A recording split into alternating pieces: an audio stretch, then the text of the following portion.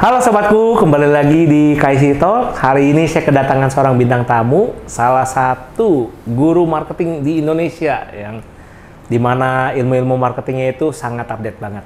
Langsung aja Bro Aditya. Halo Bro, apa kabar? Kabar baik, terima kasih sudah diundang. Nih luar biasa nih nyari jadwal, kita reschedule berapa kali? Baru dua kali. Dua kali ya? Yeah. Kalau kesibukan sehari-hari, sekarang gue homeschoolingin anak. Oh. Nah, jadi ya benar-benar bapak-bapak lah. Jadi bapak-bapak ya? Ngajarin ABC, ngajarin hitung-hitung, segala macem. Kita tuh ngerasa bisnis itu bisnis bisa naik, bisa turun, kadang-kadang pasar bagus, kadang-kadang enggak. Tapi kalau anak udah lahir kan kagak bisa mut-mutan kita kan. Nah, terus gue pikir kalau gue taruh di sekolah, gue kan pengen dia jadi orang nih, kita didik yang bagus. Tiba-tiba dari sekolah pulang-pulang dia belajar ngomong nggak bener, dibully orang, apa segala macam. Dan gue ada kasusnya, maksudnya konteksnya gue keturunan Chinese, tinggal di Indonesia. Pilihannya cuma masukin ke sekolah swasta Chinese kan. Di sono jujur-jujuran aja kita tahu sekolah itu anak SMP aja udah bisa nonton yang nggak bener. Sekolah tuh bahasanya semut jatuh kecepatan 100 km per jam, bagaimana nanti kecepatan di bawah, atau sebuah kereta akan menabrak, begitu-begitu. Maksudnya sesuatu yang relevan mungkin zaman tahun 90 80 tuh mungkin relevan. Kalau zaman sekarang menurut gua nggak signifikan, dan cara anak belajar kan beda-beda.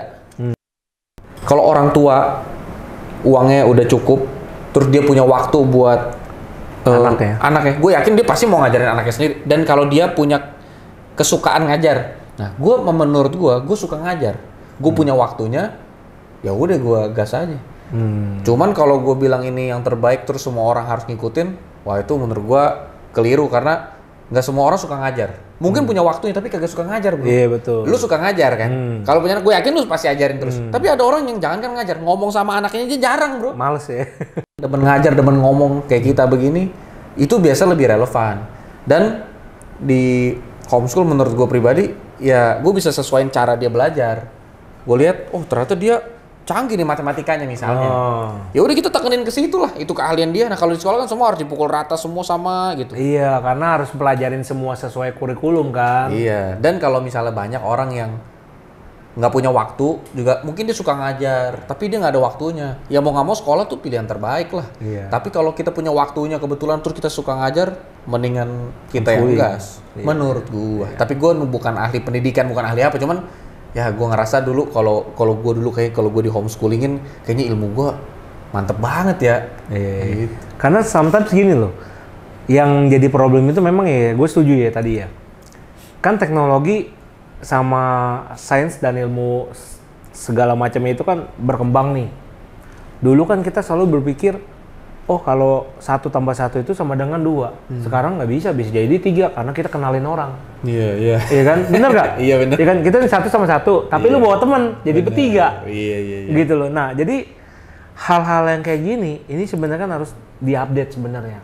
Nah problemnya itu adalah memang benar, gue lihat juga beberapa kita itu nggak update kurikulumnya, bro.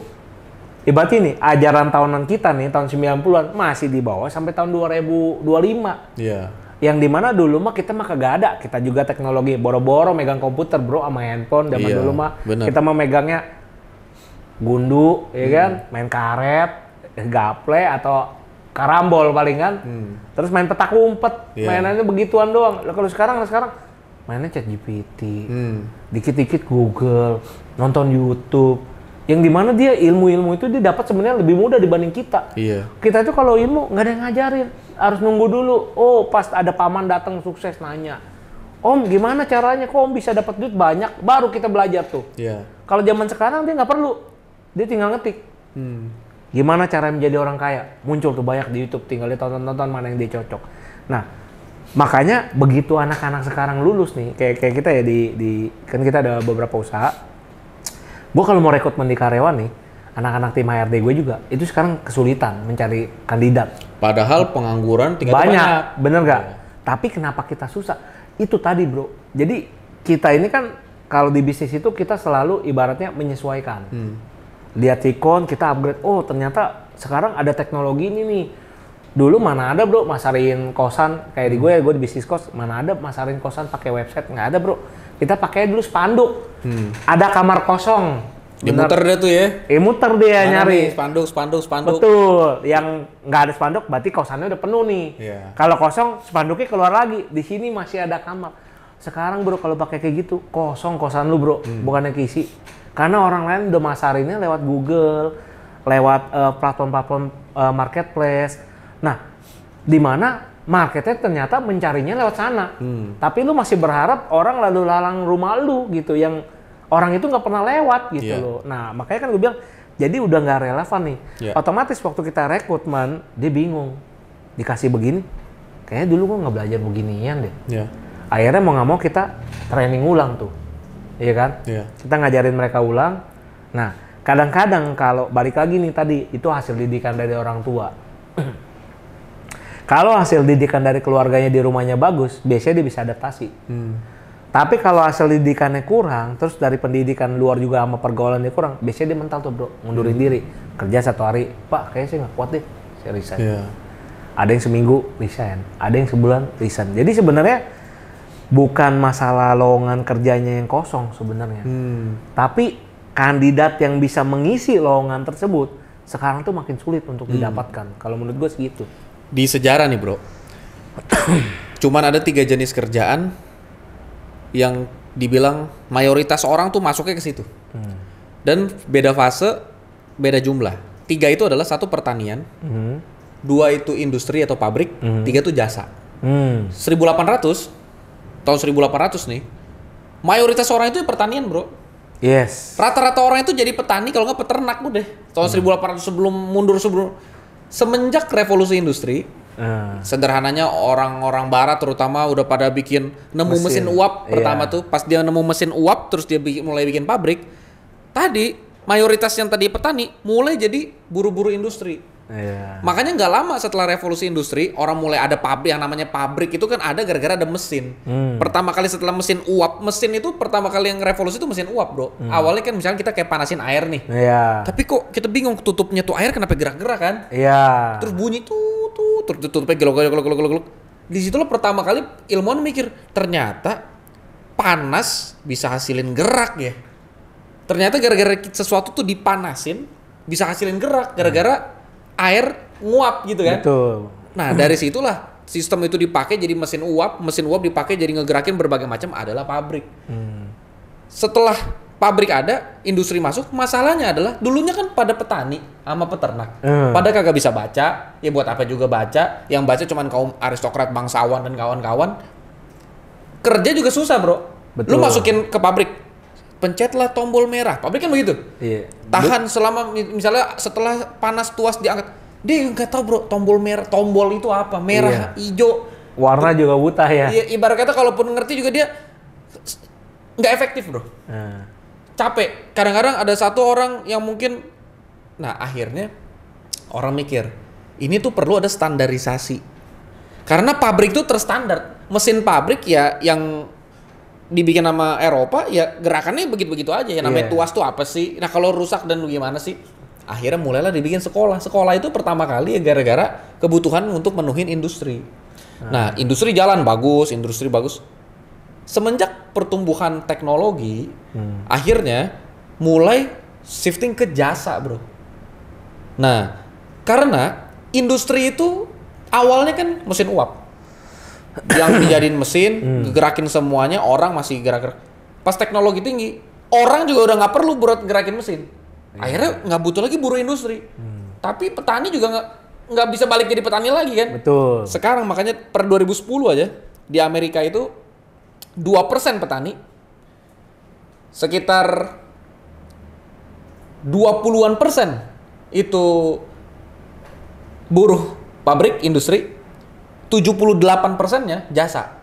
Guru, dokter, pengacara, insinyur, pebisnis, digital marketing, desain grafis. 78% sekarang jasa. Jadi tadinya awalnya petani, terus pindah jadi mayoritas buruh industri.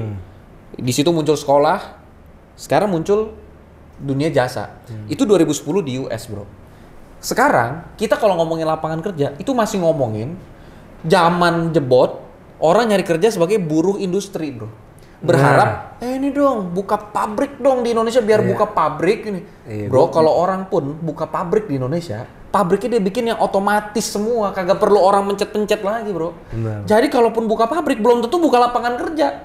Betul. Karena udah kagak perlu yang, wah nih, ini harus dipencetin. Dulu buruh industri kan, mesin bisa ngelakuin beberapa hal, tapi orangnya tetap harus nutupin odolnya sama tutupnya gitu. Betul. Sekarang udah otomatis, jadi kalaupun investasi dari Cina misalnya masuk, dia bikin pabrik di sini, pabriknya kagak butuh orang begituan, bro. Iya. Nah, karena begitu orang harus nyari ide lagi, jasa.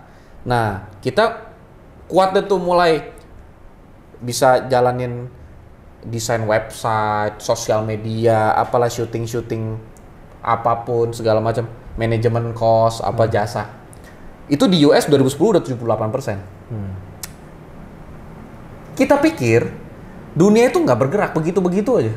Tapi kalau kita lihat sejarah, ternyata yang dulunya petani, pas zaman ada buruh industri, zaman udah ada pabrik, dia harus belajar, kagak bisa semua orang jadi petani. Sekarang kerjaannya bukan petani, kerjaannya sekarang buruh pabrik. Mau nggak belajar sesuatu yang baru? Betul.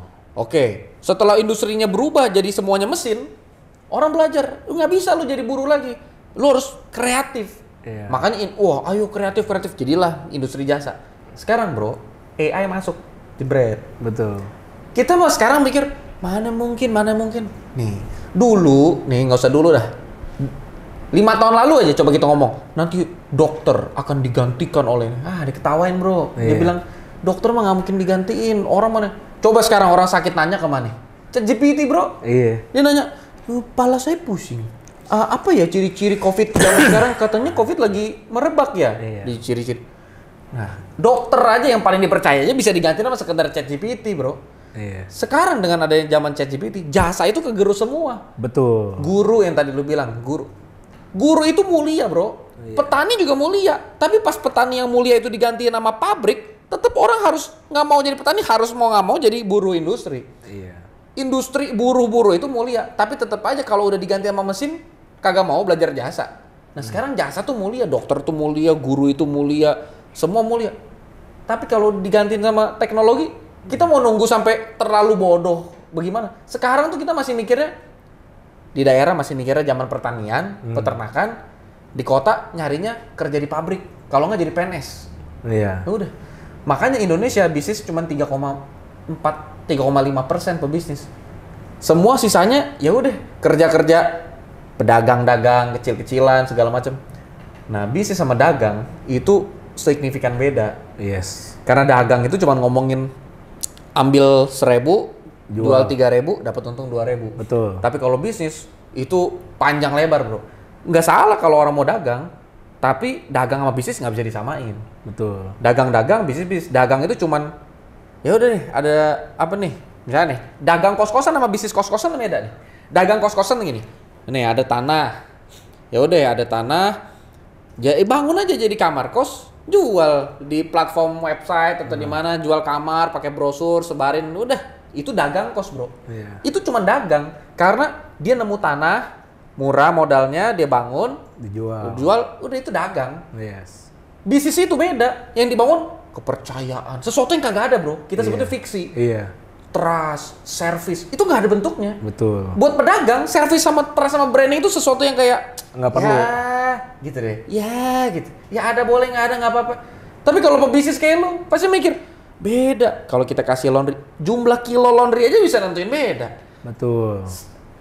Kenyamanan orang buat Sosialisasi. Iya, komunal space apa beda. Coba brandingin kosnya beda. Interior itu penting ya, bro. Kalau pedagang kos-kosan mana mikir interior sih, bro? Iya, Nah, kan. bisa gak kita dagang kos-kosan doang? Bisa. Kalau cuma mau dagang kos-kosan, tapi namanya pedagang, dia kan selalu cuma ngomongin hal-hal yang simple, nggak ngomongin branding, trust dan segala macam. Akhirnya gampang dibanting harga. Yes. Namanya dagang, samping banting harga. Nah, coba lo bagaimana? Pasti cuman Turunin, murahin doang. betul. Tapi kalau bisnis itu solusi paling mutakhir buat lawan perang harga. Lu misalnya dibandingin nih, gue mau ke Vidawan atau mau kemana? Ya lu bisa bandingin. Silakan. Pas dibandingin, iya ada liftnya di Vidawan. Bro, lift itu juga udah beda, bro. Yes. Lift itu kan Kalau pedagang mikir, hitungannya gini, tambahin lift sekian, berarti BEP nambah. Nah berarti kalau dijual, jualnya dimahalin, nggak ada pasar nih. Begitu-begitu doang. Tapi kalau lu bangun sesuatu jangka panjang, lu mikirin, ini kita mau bangun kos biar efektif kalau tanah 500, tanah 300, mungkin 8 lantai, 6 lantai, 5 lantai. Kalau misalnya nggak ada lift, harga atas sama harga bawah beda dong. Iya, orang juga belum tentu mau naik tangga kan. Iya, konyol. Padahal lift bukan sesuatu yang seberapa. Iya. Tapi itu kan siapa yang bisa mikirin? Itu pebisnis, bukan pedagang. Masalahnya semua yang lu lakuin sekarang, berapa persen yang lu dapat dari sekolah, bro? Karena sekolah emang kagak mau ngajar. Bukan tujuannya sekolah dari awal yang bikin institusi sekolah tuh nggak bertujuan supaya ciptain lu jadi entrepreneur kayak gini, enggak. Tujuan dia emang dari awal yang ada yang namanya sekolah, itu buat menjawab kebutuhan industri. Supaya lu tahu tombol mana yang lu harus pencet dan segala macam. Terus masuk, makanya dari awal kita bahas homeschooling dan larinya ke bisnis, ternyata itu satu garis, bro. Satu circle ya. Satu garisnya adalah mau sampai kapan? Faktanya sekarang, pebisnis nih. Mana yang lebih relevan buat gua kalau gua mau berbisnis kos-kosan? Cari kursus bisnis kos-kosan atau sekolah, bro? Di universitas pun ilmu tentang bisnis kos-kosan itu minim banget. Universitas itu cuman sekolah versi lebih keren dikit lah. Pelajarannya sedikit lebih relevan, tapi faktanya berapa banyak yang realistis diajarin? Dia cuma ngajarin dasar-dasar berpikirnya. Iya. Tetap harus dilengkapin kan, sama kebutuhan informal lagi. Betul. Informalnya apa? Belak-belakan orang bisnis kos-kosan tuh yang ditanya sama dia, ini furniturnya sebenarnya desainnya harus bagaimana sih lemari supaya ruangan kecil tuh bisa efektif bagaimana sih? Apa yang harus ada di situ? Di mana posisi rak sepatu paling penting? Terus bagaimana sih ngaturin bla bla bla bla dan segala macam. Posisi tangga tuh efektifnya ada di mana sih? Terus kalau kita mau bangun komunal space itu harusnya di tengah apa di pojok apa bagaimana? Parkiran harusnya berapa perbandingannya sama jumlah kamar dan segala macam. Akhirnya yang dicari apa? Ya akademi kayak akademi bro namanya? Kayak sih. Kos Planner Sukses Indonesia. Planner Sukses Indonesia. Betul. Itu lebih harus diakui, itu lebih relevan. Makanya akhirnya orang kalau mau bisnis masuk. Nanti kalau dia mau bisnis F&B dia masuk akademi F&B. Yes. Tapi lucunya, ya kalau tahu masuk akademi F&B, kenapa dari awal gua kuliah ya? Ya kuliah tuh bagus, ngebangun pola pikir dasarnya. Betul. Bagus yang kedua, networking. Betul. Lucunya, orang masuk kuliah kagak berteman, kagak dapat networking. Dia juga kagak berteman, dia kagak dapat networking. Dia cuma fokusnya ngegame aja. Iya.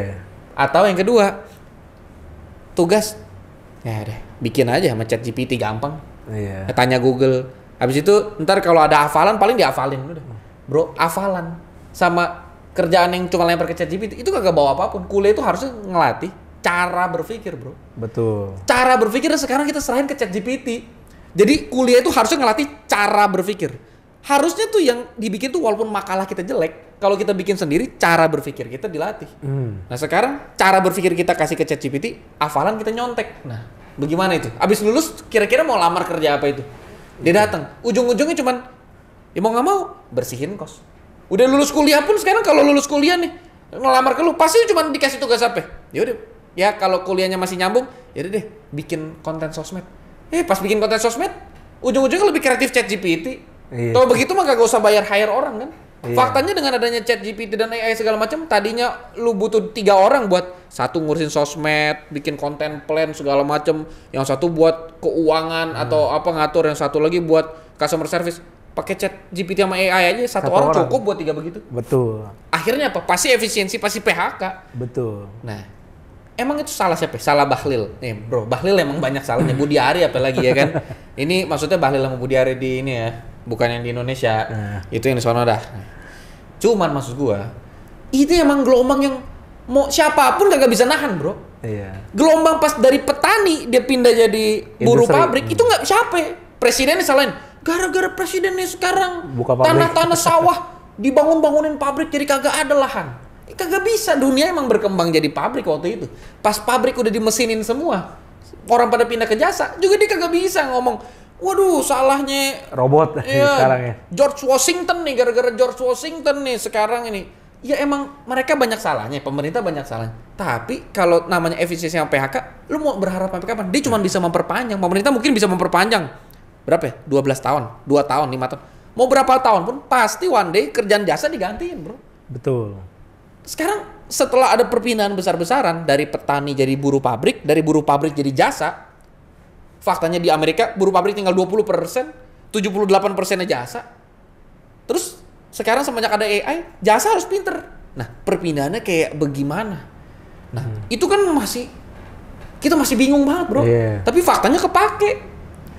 Jadi sekarang, menurut gua kalau buat pebisnis, kebanyakan orang tidur pakai kipas angin, sekarang pakai AC. Enggak. Ini yang berubah tuh benar-benar seluruh industrinya berubah, bro.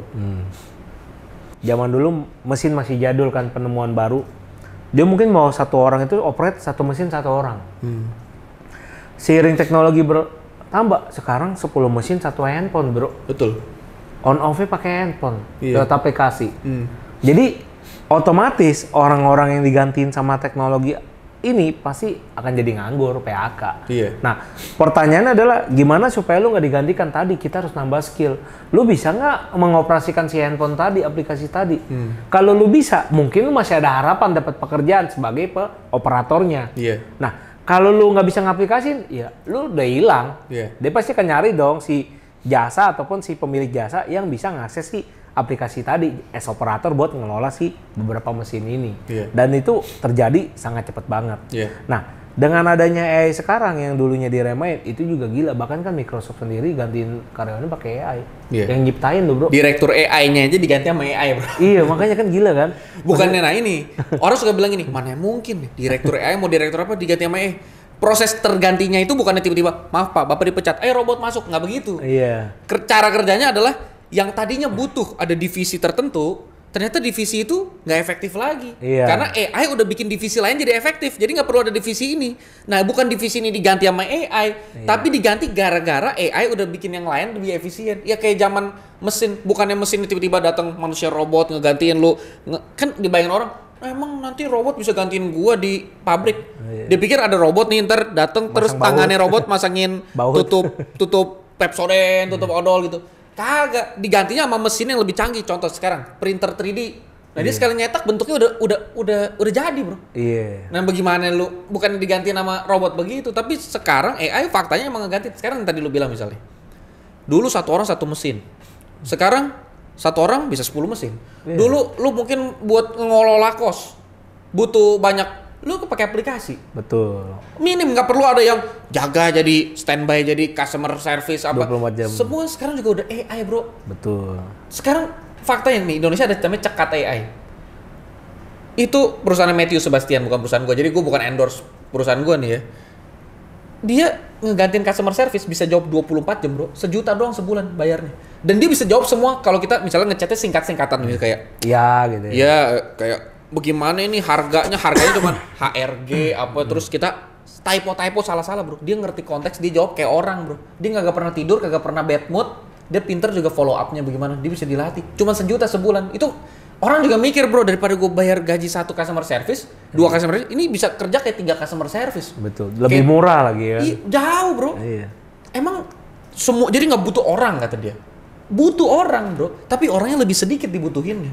Betul. Nah, dengan lebih sedikit bagaimana? Kalau orang bahasanya kue.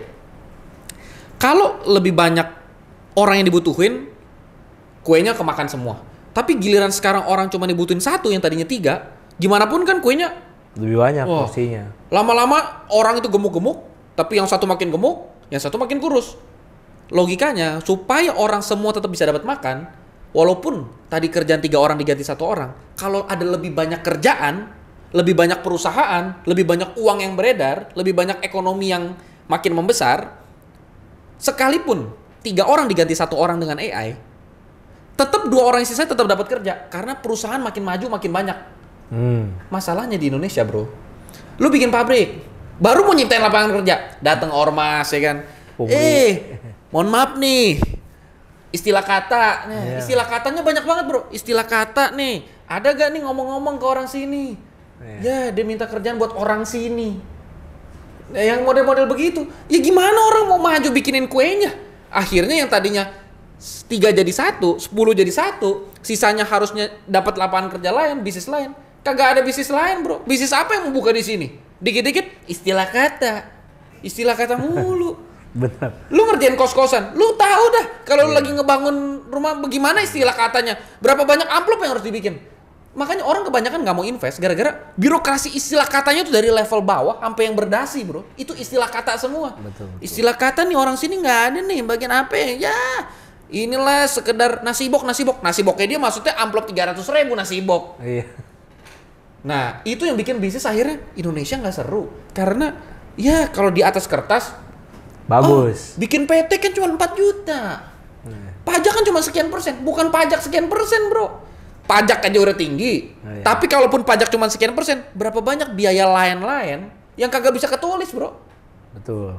Iya, sekarang kita buat bangun nih tempat, berapa banyak amplop yang lu siapin, berapa tebel itu? Cuma buat satu tempat. Begitu aja terus. Nah, akhirnya orang mikir, satu udah keluar biaya, dua udah nih, akhirnya lu mikir, udahlah daripada begini, kalau gue punya duit lebihan, anak gue suruh kuliah di luar negeri aja deh. Betul. Makanya rata-rata orang yang punya duit, anaknya suruh udah kuliah di luar negeri, tinggal di sono aja jadi warga negara sono. Tersisalah orang-orang istilah kata semua. Abis itu dia bingung, siapa lagi yang mau dipalak? Karena semuanya udah istilah kata, orang sini semua warga sini. Iya. Ya, lu warga sini juga iya. Bikin usaha dong biar bisa gua apain gitu. Ya nggak bisa bang, gua juga istilah kata juga butuh. Nah, istilah kata ada tuh. Akhirnya semua orang jadi cuman sekedar jadi preman-premanan. Ya gara-gara pasti sekolah bukan yang belajar, main tawuran-tawuranan. Iya, betul. Benar. Jadi mentalnya itu memang penting banget itu. Ini memang penting banget sih. Jadi sometimes tuh sebenarnya kan biaya, kita ngomong deh, kita anggap nih bangun ya tadi ya. Misalkan biaya bangun nih, anggap nih 1 juta. Tadi kadang-kadang kita kena akamsi, pungli, ya kan. Jadinya biaya yang tadinya 1 juta jadi 5 juta. Iya, kan gila itu, bro. Iya kan? Nah, sekarang ditanya balik sama mereka kadang-kadang kan, lu kalau nggak mau bayar, ya udah lu nggak usah usaha di sini. Lah kita beli tanah kagak gratis, bro. Iya. Bayar. Kalau pakai tukang aja misalnya, kalau nggak pakai tukang dia, nyamuk dia. Iya, weh, bukan apa ini? Ini lapangan kerja kita. Iya. Ya, coba model begini, bro. Negara termiskin dunia negara apa? Zimbabwe. Iya. Nomor 2, Indonesia, bro. Iya. Indonesia negara kedua termiskin, bro. Menurut Bank Dunia nih, ini bukan organisasi apa. Kita bisa aja tiba-tiba kita juga punya survei sendiri ya kan. Iya gitu. Bro, ciri khas orang miskin selalu begitu, tidak merasa miskin, selalu begitu, bro. Makanya rata-rata yang pengeluarannya paling besar dibanding persentase penghasilan itu selalu orang miskin. Selalu orang miskin tuh pengen lebih gengsi, pengen lebih gaya. Orang kaya rata-rata santai-santai aja, bro. Yes. Orang miskin, masa minggu ini kita kagak jajan? Yes. Masa udah ke mall kagak jajan? Orang kaya yang datang, bro, kalau dia kagak suka makanan dia kagak jajan, pulang aja cuma bayar parkir. Kalau orang miskin, masa udah dandan begini udah cakep, kita kagak dikasih jajanan boba. Dia minta boba. Poinnya adalah orang makin miskin, makin sombong, makin belagu. Nah, makin susah diatur, makin tidak merasa miskin, makin semuanya dah. Pokoknya kalau ada kesalahan, itu salah orang lain semua. Salah pemerintah, salah Bahlil, salah Budi Ari, bro. Udah jelas mereka tuh banyak salahnya, bro. Ini kalau bisa kita katain kalau nggak disensor. Iya. Masalahnya adalah tetap aja mau itu menteri diganti 1 juta kali, orang miskin tetap miskin.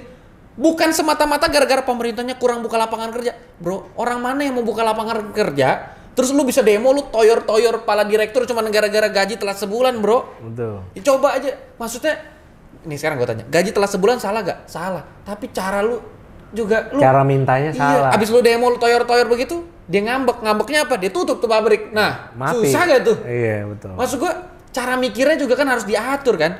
Kalau telat ya, lu lapor dah ke gimana kek caranya kemana. Iya. Sekarang kan kalau ngelapor ke asosiasi terkait, semuanya jadi preman-premanan. Betul. Ada biaya tambahan tadi. Makanya sekarang dia demo, dia minta gaji harus naik, bro. Kalau misalnya gaji naik, secara aturan gaji naik, terus pabrik bilang, saya kagak bisa gaji segitu. Ya saya kalau mau gajinya cuma segini. Mau apa enggak? Enggak, ya udah saya keluar, saya cari tempat kerja. Emang kamu satu-satunya? Kita tuh suka ngerasa kita tuh satu-satunya, bro. Betul. Jadi kayak kalau buat di sisi pebisnis, ini kayak jajan cimol. Cimol sini berapa, Bang? 5.000. Mahal amat, samping 4.000. Iya, kalau nggak mau nggak usah. Ini pindah ke samping. Beli yang 4.000. Iya. Daripada dia invest di Indonesia, invest aja Malaysia, Thailand, Vietnam, Filipina, lebih enak. Pajak lebih murah, jelas, nggak banyak cincang-cincong. Kalau cincang-cincong dia pindah negara lain lagi. Yes. Nah, terus kita ngerasanya begitu. Yo, nggak bisa. Pokoknya harus kita ini gaji tinggi. Kerja kalau bisa 4 hari aja. Kalau bisa 3 hari. Yeah. Nah, kalau bisa iya, kalau bisa kerja jangan sehari 8 jam, kalau bisa cuma 6 jam. Iya. Nah, ya begitu terus. Faktanya dia bilang miskin. Beli rokok berapa duit sebulan? Miskin katanya. Saya nggak bisa nih ngasih makan anak saya. Iya. Dia bisa beli judi online. Iya. Dia bisa depo. Dikit-dikit depo, dikit-dikit top up. Tapi abis itu saya miskin. Pemerintah salah nih. Pemerintah salah, bro. Tapi yang bikin tangan lu mencet depo sama top up itu kan tangan lu sendiri, bukannya Bahlil megangin tangan lu kan. Iya. Kagak ada nih. Tapi poin gua, pemerintah tuh banyak salah udah jelas, bro. Tapi sekarang pebisnis, lu menteri mau ganti berapa, bisnis kos-kosan kan tetap tergantung lu kan, bro. Betul. Tetep aja kalau lu kagak jalan dengan cara lu, ya bisnis kos-kosan memble semua. Betul. Nah, lu buka akademi, coba kalau ada member lu komplain, susah nih bisnis soalnya pemerintahnya begini. Faktanya, ada kos-kosan yang maju. Lu lagi bangun di berapa titik? Yes. Betul. Secara berbarengan berapa titik yang lagi lu bangun? Ada 4 titik berbarengan. Ada yang di saat yang sama 4 titik ditutup sama dia. Iya, dijual. Salah pemerintah. Ya pemerintah itu memang banyak salahnya, udah jelas itu. Tapi sekarang kalau ada satu titik, satu bisnis yang lagi bangun 4 titik, satu bisnis tutup 4 titik di bisnis yang sama, berarti kan harus dipikir. Betul. Jangan-jangan ibarat kata kalau kos-kosan, ibarat kata yang satu masih pakai spanduk, bro. Ini contoh, semua orang misalnya anggap nggak ada website, nggak ada Google, semua orang buka kos-kosan pakai spanduk. Berarti lokasi strategis penting banget. Betul. Kalau lu terlalu dalam susah, jangan-jangan dia nggak nyampe tuh spanduknya. Betul. Nah, jadi lokasi yang strategis biasanya dia kasih kualitas jelek juga, tempat jelek semua bau apek juga rame karena lokasinya bagus. Sedangkan yang di dalam, dia harus extra. Maju dong. Yeah. Nah, tiba-tiba muncullah website Google, jepret. Pas orang lihat, ternyata di dalam situ ada. Ke dalam dia. Dalam situ bagus tuh, gue bisa lihat di Google, tinggal nyari doang kata kuncinya. Lu harus berbenah dong. Betul. Berarti logikanya perkembangan teknologi, keuntungannya buat pasar, bro. Karena pasar kalau ada perkembangan teknologi, akhirnya yang tadinya kos-kosan aja udah kalau enggak sepi. Nah, sepi bukannya gara-gara pemerintah nih, harusnya Google dipajakinnya makin tinggi biar orang yang di dalam ngiklan kalau mau ngiklan sejuta biar 1 kali kliknya, biar dia masih rame dengan kualitas abal-abal. Nah, itu cara pikir orang Indonesia sekarang begitu, bro. Kalau ada yang maju dengan kreativitas dan daya saing, diancamnya pakai harus dikasih pajaknya tinggi nih. Nah, maksud gua barang Cina masuk udah kasih pajak, lu tahu gak? Cina tuh barang dipajakinnya udah nggak masuk akal aja, harganya masih murah, bro. Dia udah kita kasih pajak yang gila nggak masuk akal aja, harganya masih murah. Iya. Masa prinsip kita tuh gini, kalau saya nggak bisa maju, yang lain harus saya tarik mundur. Harus, ayo cinta lokal bagaimana? Kita kalau beli barang nggak peduli mau lokal mau luar, bagus nggak, murah nggak? Iya, betul. Udah jelek, mahal. Lu pasti juga punya hiburan. Betul. Iya. Tapi kalau lu ngelihat cara orang miskin menghibur diri, lu aja nggak terhibur, bro. Yeah. Lu ngeliat dia, kesian bener. Orang boleh miskin, tapi kalau mentalnya kaya dia maju, bro. Betul. Negara-negara yang dulu miskin, kalau dia mentalnya maju, jadi. Yeah. Tapi kalau orang kaya mentalnya miskin, itu aja bisa jatuh miskin. Betul. Ini udah miskin, judi online-nya tinggi, itu bagaimana? Siapa yang mau lu salahin gitu loh? Udah miskin, nuntutnya banyak. Habis itu komplain, dikit demo, ini ngambek mundur. Ya akhirnya ya lihat aja ntar jadi kayak bagaimana. Nih, apa kita invest kripto? Ya gila mainnya invest kripto, bro. Mau duit invest berapa? Lu punya duit cuma 150.000 yang nganggur, berharap kaya dari kripto, punya 150.000 beli altcoin. Nah, aku ikutin ya, katanya altcoin tuh bagus. Altcoin bagus, apa Bitcoin bagus. Kalau lu duit lu cuma 150.000, lu mau bikin jadi kayak bagaimana? Invest your money, not your time. Your business cost. Invest your money, not your time.